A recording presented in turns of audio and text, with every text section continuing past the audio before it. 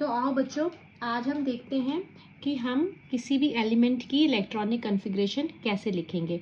हम यहाँ बात करने वाले हैं वो एलिमेंट्स जिनका एटॉमिक नंबर 1 से 20 के बीच में आता है।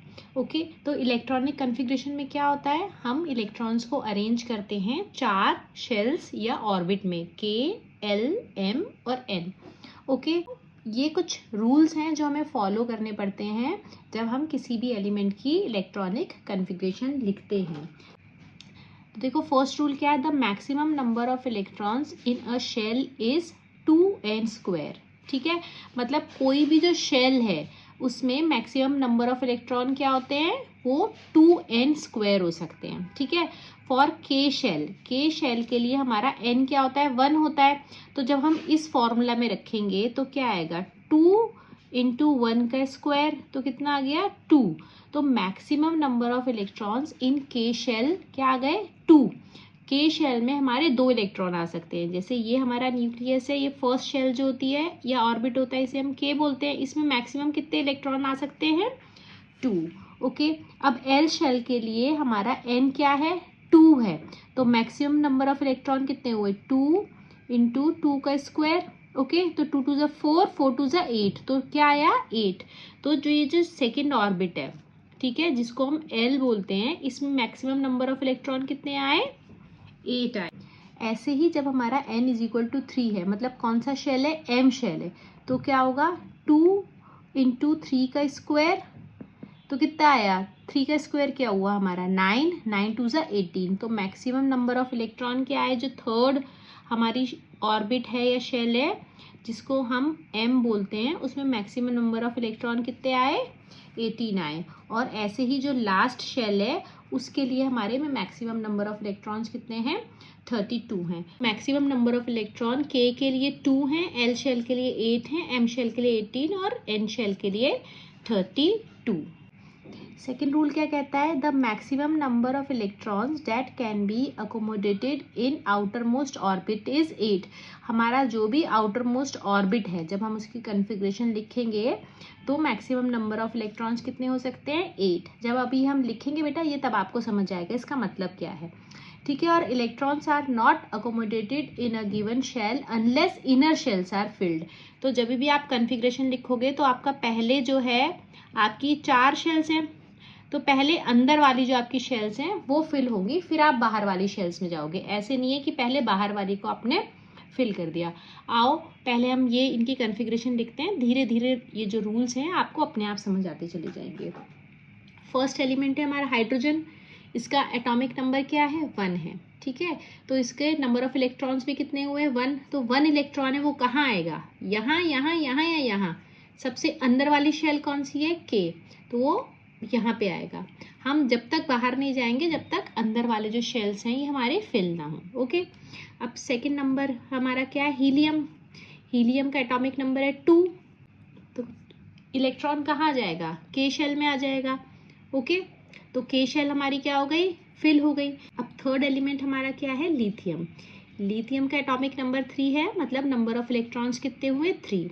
तो अब देखो आप, के शेल की मैक्सिमम कैपेसिटी 2 है, तो 2 इलेक्ट्रॉन्स तो के शेल में आ गए, मगर टोटल इलेक्ट्रॉन्स कितने हैं लिथियम में, 3 हैं। तो एक इलेक्ट्रॉन बच रहा है ना, वो कहाँ आएगा, एल शेल में।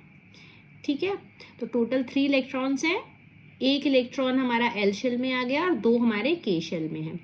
बेरिलियम, बेरिलियम का एटॉमिक नंबर क्या है, 4। तो 2 इलेक्ट्रॉन्स हमारे के शेल में आ गए और अभी भी 2 बच गए हैं, तो बाकी के 2 एल शेल में आ गए। ओके, बोरॉन का 5 है, तो 2 इलेक्ट्रॉन हमारे के शेल में आएंगे क्योंकि इसकी मैक्सिमम कैपेसिटी ही 2 है। अभी कितने बच गए, 3 और इलेक्ट्रॉन्स बच गए हैं अभी हमारे पास में, जो हमें अरेंज करने हैं वो 3 कहाँ चले जाएंगे, एल शेल में। ओके, कार्बन के 2 इलेक्ट्रॉन्स के शेल में आ गए, बचे कितने, 4, 4 एल शेल में आ गए। नाइट्रोजन के पास में टोटल इलेक्ट्रॉन्स कितने हैं, 7 हैं, क्योंकि एटॉमिक नंबर 7 है तो नंबर ऑफ इलेक्ट्रॉन्स कितने हुए, 7 हुए। 2 तो के शेल में आ गए, बचे कितने, 5, तो 5 हमारे एल शेल में आ गए। ऑक्सीजन का 8 है, ठीक है, तो 2 हमारे इलेक्ट्रॉन किस में आ गए, के शेल में, 6 इलेक्ट्रॉन्स आ गए एल शेल में। ओके, फ्लोरीन का एटॉमिक नंबर 9 है, तो 2 इलेक्ट्रॉन्स हमारे कहाँ आ गए, के शेल में, और 1 इलेक्ट्रॉन कहाँ गया, एल शेल में। नियॉन का एटॉमिक नंबर 10 है, तो 2 इलेक्ट्रॉन क्या हो गए, के शेल में आ गए, और 8 इलेक्ट्रॉन्स हमारे किस में आ गए, एल शेल में आ गए। अब आप यहाँ पे एक चीज़ देखो कि एल शेल की मैक्सिमम कैपेसिटी कितनी है, 8 है, ठीक है, और नियॉन में जो एल शेल है इसमें 8 इलेक्ट्रॉन्स आ गए हैं, मतलब इसमें जितने इलेक्ट्रॉन्स आ सकते थे उतने आ गए हैं। ऐसी जब कन्फिग्रेशन होती है ना, जिसमें जब आउटर मोस्ट शेल में हमारे 8 इलेक्ट्रॉन्स होते हैं, इसको हम बोलते हैं ऑक्टेट कंप्लीट होना। क्या बोलते हैं हम इसको, ऑक्टेट कंप्लीट होना, ठीक है। और जो हीलियम की कन्फिग्रेशन है जिसमें के जो है इसका मैक्सिमम कैपेसिटी कितना है, 2 है, और इस शेल में 2 ही इलेक्ट्रॉन्स हैं, तो ये जो होती है इसको हम बोलते हैं ड्यूप्लेट कंप्लीट होना। ओके, हीलियम के केस में क्या बोलेंगे हम कि ड्यूप्लेट कंप्लीट है, क्योंकि मैक्सिमम कैपेसिटी 2 है और वो आ गई है। और नियॉन के केस में क्या बोलेंगे कि ऑक्टेट कंप्लीट होना। क्यों, क्योंकि इसकी मैक्सिमम कैपेसिटी कितनी थी, 8 थी, और उतने इलेक्ट्रॉन्स आ गए हैं। अब नेक्स्ट क्या है, सोडियम। अब देखो 2 इलेक्ट्रॉन्स के शेल में आए, अब 8 इलेक्ट्रॉन इसमें आएंगे, क्योंकि इसकी मैक्सिमम कैपेसिटी ही एल की क्या है, 8 है, तो यहाँ खाली 8 ही आएंगे। ओके, तो कितने हो गए, 8 + 2 10 हो गए। 1 इलेक्ट्रॉन अभी भी बच रहा है, तो 1 इलेक्ट्रॉन कहाँ चला जाएगा, एम शेल में। ओके, तो सोडियम की कन्फिग्रेशन क्या हुई, 2 8 1।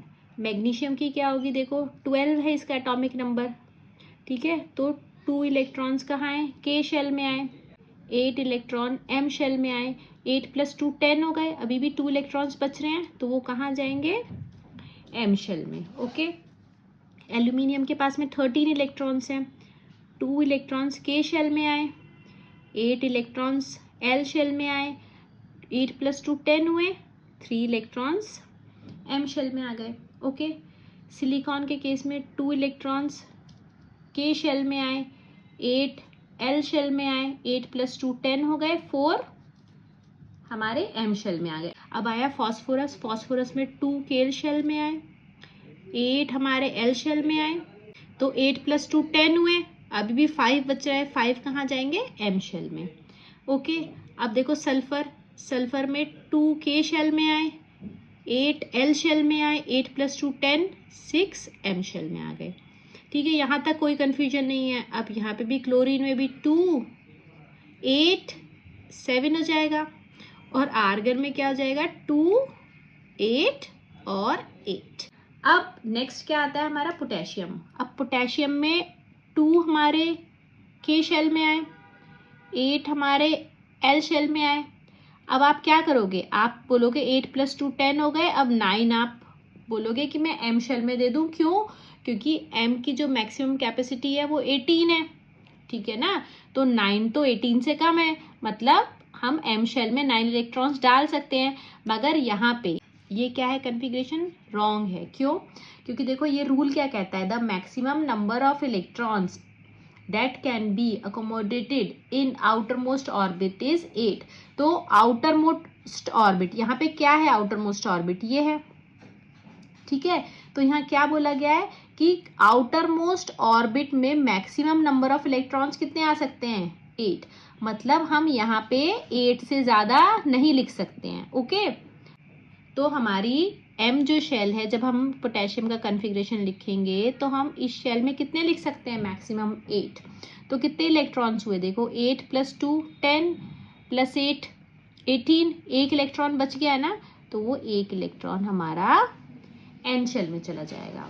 ठीक है, अभी आपको ये चीज़ नहीं समझ आएगी, ये इसलिए होता है बेटा क्योंकि इनके अंदर भी ना, इन शेल्स में भी हमारी सब शेल्स होती है, उसकी वजह से ऐसा कन्फिग्रेशन हो जाता है। बस अभी आपको ये याद रखना है यहाँ पे, क्योंकि हमारा जो आउटर मोस्ट ऑर्बिट है उसमें 8 से ज़्यादा इलेक्ट्रॉन नहीं आ सकते हैं, इसलिए हम जो हमारा 19th इलेक्ट्रॉन है उससे कहाँ डालते हैं, एन शेल में। अब कैल्शियम के केस में भी क्या होगा, 2 8 और यहाँ क्या आएगा, 8 ही आएगा, और अब कितने हो गए, ये पूरे 18 हो गए, तो 2 इलेक्ट्रॉन्स कहाँ आएंगे आपके, इधर आ जाएंगे एन शेल में। ठीक है, अब आप यहाँ पे देखो, जैसे हीलियम की हमारी ड्यूप्लेट फॉलो हो रही है, नियॉन की हमारी ऑक्टेट हो रही है, ऐसे ही आर्गन जो है, आर्गन के केस में भी देखो आउटर मोस्ट ऑर्बिट में क्या है, 8 इलेक्ट्रॉन्स है, ये भी क्या फॉलो कर रहा है, ऑक्टेट, इसकी भी क्या कंप्लीट हुई हुई है, ऑक्टेट कंप्लीट हुई हुई है।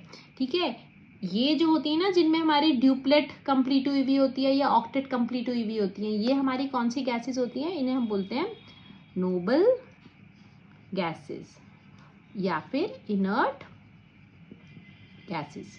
तो होपफुली आपको ये कन्फिग्रेशन समझ आ गई होगी। अब नेक्स्ट क्लास में हम वैलेंसी निकालना सीखेंगे।